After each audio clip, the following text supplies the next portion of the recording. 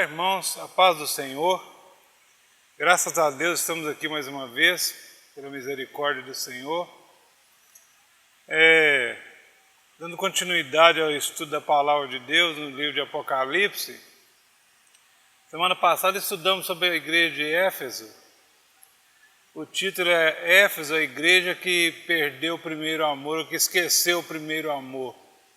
Hoje nós vamos estudar sobre a segunda igreja da rota ali que Jesus passou para João, que é a igreja de Esmirna. E o texto é Apocalipse, capítulo 2, versículo do 8 ao 11, que eu vou ler agora com os irmãos. Diz assim: E ao anjo da igreja em Esmirna escreve: Isso diz o primeiro e o último, que foi morto e reviveu. Conheço as tuas obras, e tribulação, e pobreza, mas tu és rico. Conheço a blasfêmia dos que se dizem judeus e não são, mas são sinagoga de Satanás. Não temas nada das coisas que hás de padecer. Eis que o diabo lançará alguns de vós na prisão, para que sejais tentados e tereis uma tribulação de 10 dias. Sê fiel até a morte e dar-te-ei a coroa da vida. Quem tem ouvidos, ouça o que o Espírito diz às igrejas. O que vencer não receberá o dano da segunda morte. Apocalipse capítulo 2, versículo de 8 ao 11. A igreja de Esmirna é intitulada a igreja sofredora.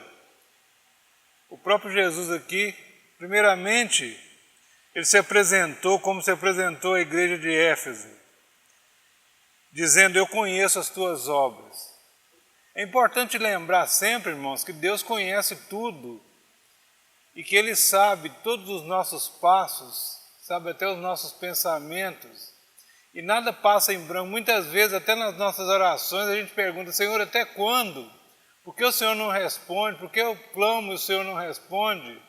Mas Deus sabe o tempo de cada coisa e Ele conhece tudo sobre nós, pois foi Ele que nos fez, né? Segundo, ele diz assim: eu conheço as suas tribulações. A igreja passa por tribulações e Jesus conhece as tribulações da igreja. Muitas vezes é Ele trabalhando na vida da igreja para moldar ela de acordo com a sua vontade, buscando aperfeiçoar cada um de nós para a sua obra. Depois ele diz assim: eu conheço a sua pobreza. Apesar da cidade ser muito rica, a igreja de Esmirna era uma igreja pobre, que lutava com dificuldades financeiras. E por fim ele diz assim: eu conheço as blasfêmias que vocês enfrentam de falsos judeus. Em todos os lugares onde a igreja foi fundada, havia judeus, e esses judeus eram sempre oposição a tudo que se dizia a respeito ao Messias, a Jesus como Cristo, como Messias. Então a tribulação era constante, por onde quer que havia igreja. A igreja do Senhor Jesus, ela não foi implantada na terra como um negócio, como uma empresa, mas é uma agência do reino do céu para salvar almas. O objetivo principal da igreja de Deus é salvar almas. Nós fomos colocados aqui para expandir o evangelho, para fazer crescer, para aumentar o número de pessoas, fazer crescer o reino. E nós vivemos num contexto que a gente conhece pouco da igreja do Senhor. A gente conhece essas igrejas aqui da capital, igrejas grandes, pomposas, luxuosas, ar-condicionado, bancos reclináveis, almofadados. Se você der uma voltinha pelas igrejinhas do interior, você vai ver realmente como é o contexto da igreja de Deus. E nós vemos nesse interior bravo aí, ó, são pastores que andam quilômetros e quilômetros de bicicleta, ou a pé, ou a cavalo, para atender uma congregação, que lutam bravamente contra tudo, sem salário, sem renda nenhuma, às vezes trabalhador na roça, que tira as horas vagas para cuidar da igreja, fazendo visitas à noite para ganhar tempo. Muitos são perseguidos, perseguição de todos os tipos. E eu me lembro, há mais de 50 anos atrás, eu morava na cidade de Raul Soares. Lá tem uma igreja metodista, por incrível que pareça, está de pé até hoje. Essa igreja, por muitas vezes, nós vimos o padre da localidade lá juntava um punhado de fiéis e ele quebrava a igreja à noite, quebrava os vidros, tudo dava pedradas. No outro dia, o pastor vinha com os membros da igreja, consertava a igreja, comprava vidros novos, colocava. Daí uns dias era tudo quebrado de novo, era uma perseguição física mesmo. Eles não aceitavam que tivesse uma outra denominação ali que não fosse a igreja católica. Então esses tempos parece que passaram, mas em muitos lugares ainda existe a perseguição à igreja. Pessoas que não aceitam a igreja evangélica no lugar, isso mais no interior, aí, no lugar mais bravo, né? As diferenças são enormes quando você entra numa igreja grande aqui da capital e quando você vai numa igrejinha do interior, a diferença é enorme. A renda é pouca, o dízimo é mínimo, é tudo pequenininho, é tudo pobrezinho ali, e a gente vê pessoas com grande alegria aceitando Jesus, sendo salvos ali no meio daquela pobreza. E a outra coisa que nos chama muita atenção é a indiferença da igreja. Eu penso, é pensamento meu, que as igrejas grandes podiam cooperar e ajudar as pequenas a crescerem também. Somos ou não somos irmãos? Somos ou não somos co-herdeiros com Cristo e não vamos para o mesmo lugar? A nossa batalha não é a mesma. Nós pregamos sim que a igreja é uma só e que tem uma igreja que vai subir para a glória. Mas muitas vezes a gente fecha os olhos para a necessidade dos nossos irmãos e a gente quer, às vezes, ajuntar mais e mais e não acudir ninguém, né? Então Jesus dizendo assim que conhecia a tribulação daquele povo. E por fim ele disse assim, não temas, alguns de vós serão presos pelo nosso inimigo que é o diabo. O inimigo da igreja é o diabo. Você não tem inimizade contra pessoas, o seu inimigo é o diabo. Passareis por dias de tribulações, porém ser fiel até a morte e recebereis a coroa da vida. O vencedor não enfrentará o dano da segunda morte. É uma promessa de Jesus que aquele que vencer não enfrenta a segunda morte, né? A igreja de Cristo em todos os tempos foi, é e será perseguida. Se nós estamos vivendo tempo de paz e sossego, podemos abrir o olho, que a tribulação pode chegar a qualquer momento. No abrir e fechar de olhos, tudo muda.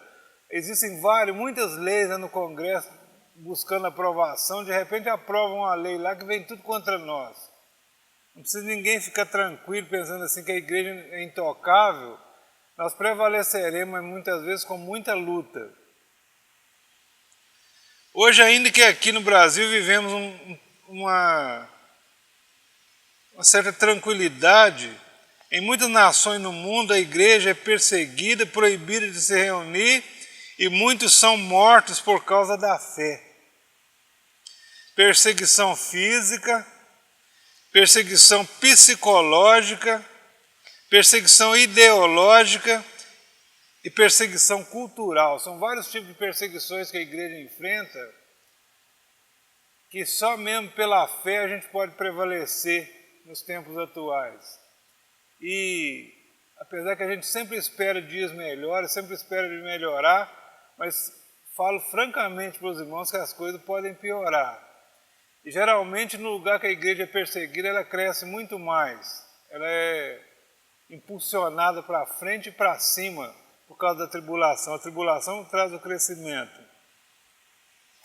Enquanto damos pouco valor à nossa liberdade de culto, muitos têm pago preço muito alto por ser crente. Tem países da África aí para as pessoas ser crente tem que pagar um preço muito alto, muitas vezes com a própria vida, são até queimados vivos por causa da palavra de Deus e não desistem e não negam Jesus por nada desse mundo.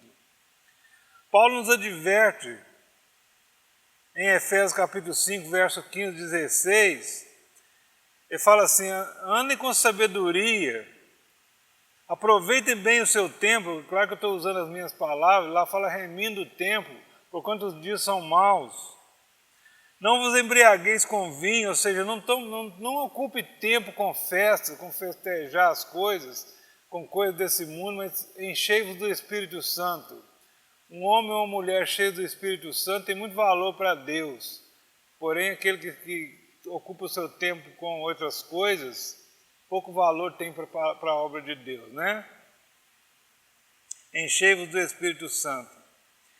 Esmirna era uma cidade muito importante da Ásia Menor, possuía um porto importante para o comércio. Esmirna se ligava com o mundo inteiro através daquele porto, chegavam e saíam navios constantemente. Era também muito famosa na produção de mirra. Eu não sabia de que era feita a mirra. A mirra é extraída de uma planta, chamada de planta medicinal, que serve para muitas coisas, e dela eles extraem a mirra, né? Que é um unguento, muito usado naquela época. Apesar de toda a sua riqueza, a igreja ali era pobre. Crescia somente pela graça de Deus. A igreja só cresce pela graça de Deus, né? Ainda que ela seja rica. Crentes que estavam dispostos a ir até a morte.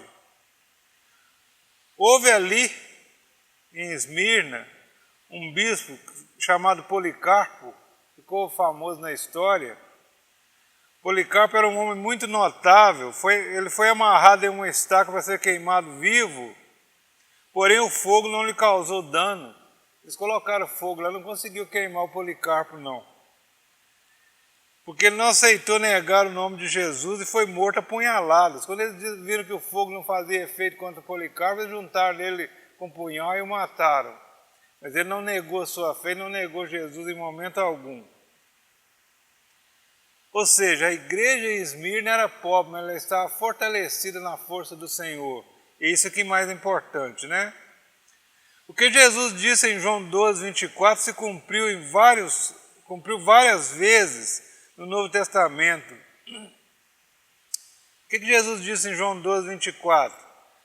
Eu até mencionei no último estudo como foi quando os gregos vieram e disseram para Filipe assim: nós queremos ver Jesus. E Filipe mostrou para eles assim: aquele ali é Jesus. Eles chegaram perto de Jesus e Jesus falou assim: olha, se o grão de trigo caindo na terra não morrer, fica ele só. Porém, se ele morrer, dá muitos frutos. Isso aconteceu com muitos servos do Senhor antigamente. Cada mártir que entregou a vida pelo Evangelho, não negando a Jesus, trouxe multiplicação de conversões na igreja, muita salvação. Cada vez que matavam um, a igreja se multiplicava. Nós lemos lá em Atos, quando Estevão foi morto a pedradas, e depois da morte de Estevão levantou uma grande perseguição e o povo se espalhou. Mas onde cada um ia pregava o Evangelho, a igreja se multiplicou muitíssimo naquele tempo, depois da morte de Estevão. Foi como um grão de trigo que caiu na terra e deu fruto a 100 por 1, multiplicando grandemente, porque não negou a Jesus. Então a igreja é isso, a igreja paga um preço pelo Evangelho. Se nós não estamos pagando, pode chegar ainda a nossa vez. Esmirna era a igreja mártir, perseguida, pisada e oprimida, porém demonstrava estar disposta a conservar o testemunho da sua fidelidade a Jesus. Até o fim, ainda que isso custasse suas vidas, sua fidelidade ao Senhor Jesus era inegociável. Tem coisas que dá para negociar, né? Para nosso amor e nossa fidelidade a Deus não dá para negociar. Ou nós somos ou não somos, não tem meio termo. Não tem jeito de falar assim: eu amo um pouquinho Jesus. Não tem jeito de falar assim: eu dou um pouco da minha vida para Jesus. Ou você vai dar tudo ou não dá nada, né? Isso é a igreja do Senhor. Jesus se apresentou a Esmirna como a própria eternidade. Ele disse assim, fala com a igreja de Esmirna, fala com o anjo da igreja de Esmirna, se referindo aí ao pastor, que quem está falando aqui é o primeiro e o último, o que foi morto e reviveu. Porém, Romanos capítulo 8, verso 35, diz que nem a morte poderá nos separar do amor de Deus que está em Cristo Jesus. Jesus viveu, Jesus reviveu, e nós também havemos de reviver depois da morte física, né? Ser ressuscitados por Ele. Sendo Jesus o primeiro, tudo foi criado por Ele, tudo está sob o seu controle, inclusive a morte de alguns.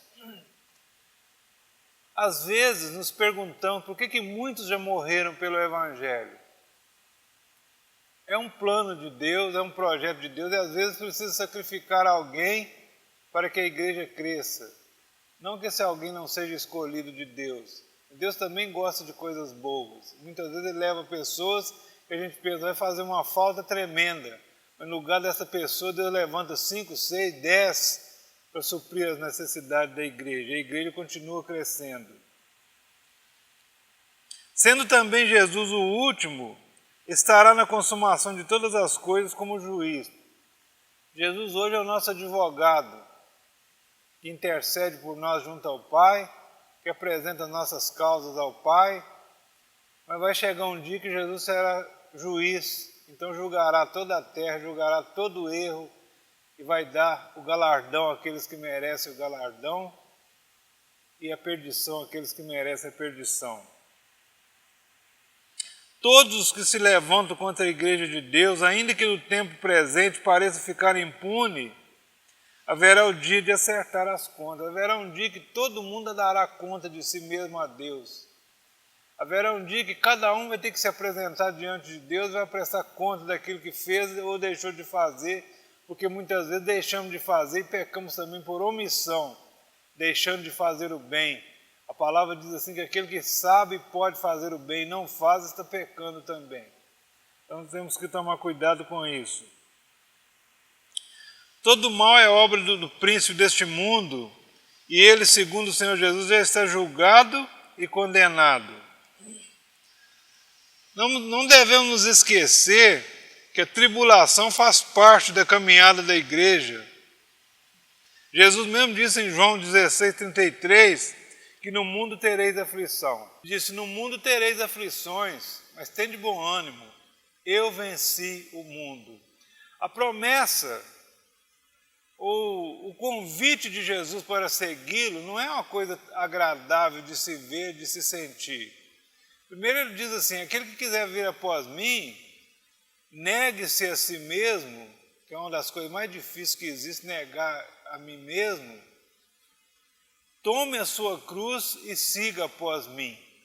Negar já é difícil, ainda mais tomar uma cruz e seguir Jesus não é nada fácil. Depois ele diz assim, que no mundo vocês vão ter aflição. Muitas vezes a gente vem para a igreja com o pensamento que quando chegar aqui, tudo vai se resolver.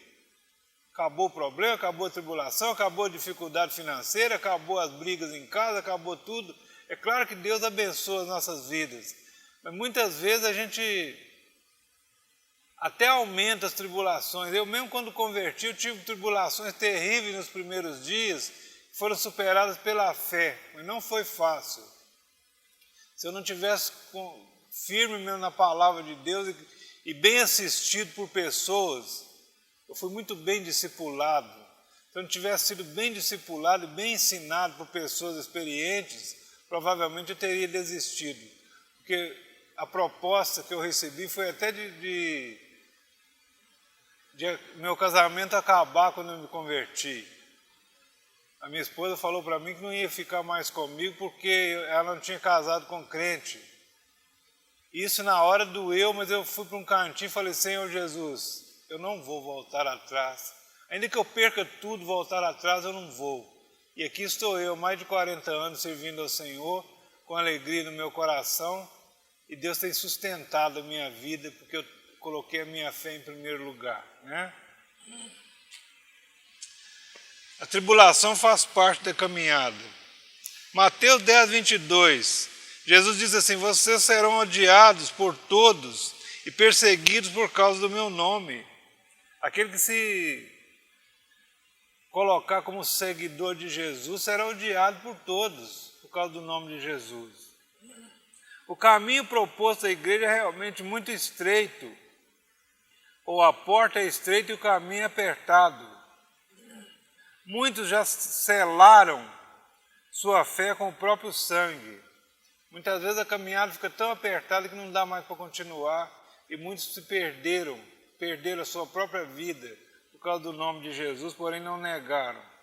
É totalmente normal sermos atacados por inimigos, por pessoas que não concordam com a nossa fé ou que não vão com a nossa cara. Muitas vezes é o que diz aí no mundo, assim, o meu anjo da guarda não combina com o dele. Tem pessoas que falam assim, né? Muitas vezes assim, eu não vou com a cara daquela pessoa. E é simplesmente isso que nos torna inimigos, né? Então ser atacado aqui é normal. Mas o que havia naquela igreja de Esmirna ainda acontece às vezes hoje, que é irmão contra irmão, como se a fé fosse uma disputa por cargo político. Há muita diversidade no meio da igreja, já melhorou muito, já foi pior. Eu sou de um tempo que às vezes pastores não se cumprimentavam na rua, porque era de outra denominação. Hoje em dia há uma certa ligação, há uma certa amizade entre lideranças, e a igreja ficou mais convivente, né, umas com as outras, mas antigamente não era assim. No interior, então, uma igreja era inimiga da outra, não podia se misturar de jeito nenhum. Mas hoje as coisas melhoraram, né? Então, às vezes acontece hoje ainda uma disputa como se fosse política. Certa feita, Tiago e João chegaram para Jesus dizendo... Tiago e João chegou para Jesus e falou assim, mestre, nós encontramos um homem ali que estava expulsando demônio em seu nome, e nós proibimos ele porque não anda com a gente, ou seja, não é da mesma denominação. E Jesus falou assim, não impeça o homem, se o homem está fazendo alguma coisa em meu nome, ele está fazendo por mim, né? Quem é conosco não é contra nós, ou quem é por nós não é contra nós. Então Jesus falou assim, não proíbe o homem, deixa o homem trabalhar. Isso aí em Marcos capítulo 9, verso 38. Estamos nos aproximando de um tempo em que seremos criminalizados simplesmente pelo fato de confessar Jesus como nosso Salvador. Nós precisamos firmar os nossos pés na rocha.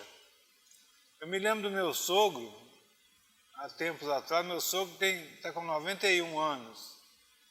Já não está dando muito conta das coisas mais, mas antigamente ele chegava para minha sogra quando tinha uma notícia ruim, falava com ela assim, firma as pernas. Ela já sabia que era notícia ruim. Ele contava o que tinha acontecido, alguém que morreu, coisas assim. Então eu convido você, meu irmão, minha irmã, firma as pernas, porque tempos difíceis estão chegando. Nós estamos caminhando para o fim e muita coisa está vindo aí que nós não estamos preparados para enfrentar. Nós precisamos estar firmes no Senhor para enfrentar as tribulações que haverão de vir. Firmemos, pois, os nossos pés. Não importa de que modo terminaremos essa vida. O certo é que, se formos fiéis até a morte, receberemos a coroa da vida. É o que Jesus prometeu àquela igreja. Essa promessa feita à igreja de Esmirna vale para nós nos dias de hoje. Conservemos então nossa fidelidade a Deus, não por medo da morte, mas por amar a palavra de Deus. Então a igreja de Esmirna é uma igreja sofredora, mas Jesus primeiro tinha uma advertência para ela e depois tinha uma promessa. Se você vencer, você receberá a coroa da vida e não passará pela segunda morte. A palavra de Deus está cheia de promessas para nós nos dias atuais. Apesar de falar de tribulações, apesar de falar de lutas, de tudo que nós havemos de enfrentar, da nossa fidelidade ao Senhor, não negando ao Senhor em tempo algum, ainda que no meio da dificuldade, a palavra tem promessas para nós, e essas promessas nós estamos vendo que foram feitas às igrejas da Ásia, são feitas para nós também nos dias de hoje. E a promessa de hoje, para a nossa vida, é que aquele que vencer receberá a sua coroa. Não é o que chegar primeiro, não é o que for melhor do que os outros, não é aquele que passar na frente de todo mundo, não é aquele que fizer mais do que todo mundo, mas aquele que vencer. Todos os que chegarem lá receberão a coroa da vida. E eu quero estar entre esses todos, receber também a minha coroa. É certo que muitos receberão coroas mais brilhantes, com mais pedras preciosas, coroas mais bonitas, de acordo com a sua obra aqui. Isso é galardão, é presente de Deus, mas eu também quero a minha coroa. E por isso eu luto contra tudo e contra todos, contra o mal. A nossa caminhada é uma luta, nossa caminhada é uma batalha todo dia. Como disse o irmão Lázaro, né? Todo dia, Lázaro não, foi o Tales que disse, todo dia o pecado vem, né?